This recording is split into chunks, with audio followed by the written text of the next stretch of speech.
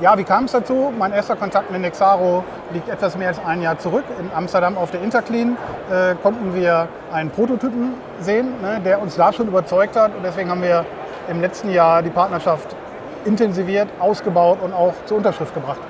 Ja, und jetzt haben wir die Partnerschaft geschlossen und sind sehr froh, mit der GVS einen starken Partner mit 14 Firmen in Deutschland und Österreich an unserer Seite zu haben. Also man kann schon feststellen, dass die Leute hungrig sind nach Wissen, nach Neuerungen, nach Innovationen. 2019 war die letzte CMS, 2021 ist sie ausgefallen und die 4 Jahre, die merkt man. Die Leute sind neugierig, sie sehen, wie viel hier los ist. Also Erwartungen erfüllt bisher. Ja, und natürlich das Thema Robotik ist hier weiterhin das zentrale Thema überhaupt. Aber ich sehe auch viele Start-ups, viele kleine Firmen im Bereich Softwareentwicklung, Smart Cleaning, Cleaning on Demand. Man merkt schon, dass der Kostendruck und der Effizienzdruck wirklich weiterhin ganz oben hier steht. Ergänzend noch zum Thema Nachhaltigkeit. Ja. Viele grüne Stände, die wir sehen. Auch wir haben eine Nachhaltigkeitslounge, wo wir unsere Nachhaltigkeit präsentieren.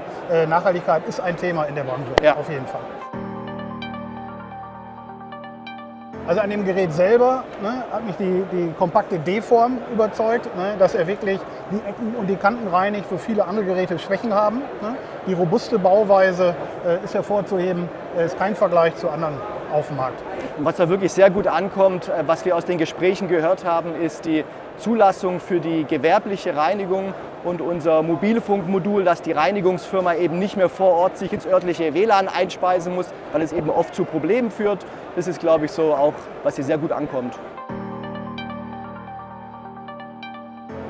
Das ist wirklich schwierig, weil es gibt wirklich sehr viele gute Features. Ich würde sagen, dass tatsächlich die Zulassung für die gewerbliche Reinigung ist wirklich eines der Top-Feature, was ich sagen würde. Und auch die werkzeuglose oder weitgehend werkzeuglose Wartung des Roboters, die wirklich zeigt, dass der Roboter mit der Reinigungskraft wirklich nahtlos zusammenarbeiten kann, ist, glaube ich, auch ein sehr gutes Feature. Und natürlich das einfache Handling, muss man sagen. Wir haben ja hier Mitarbeiter auf der Messe, die das Gerät heute zum ersten Mal gesehen haben. Und nach kurzer Einweisung fühlen sie sich schon sicher, das Ding zu starten, mal zu zeigen, wie es gereinigt wird, etc. Also sehr, sehr einfach. Nexaro. Secure your success.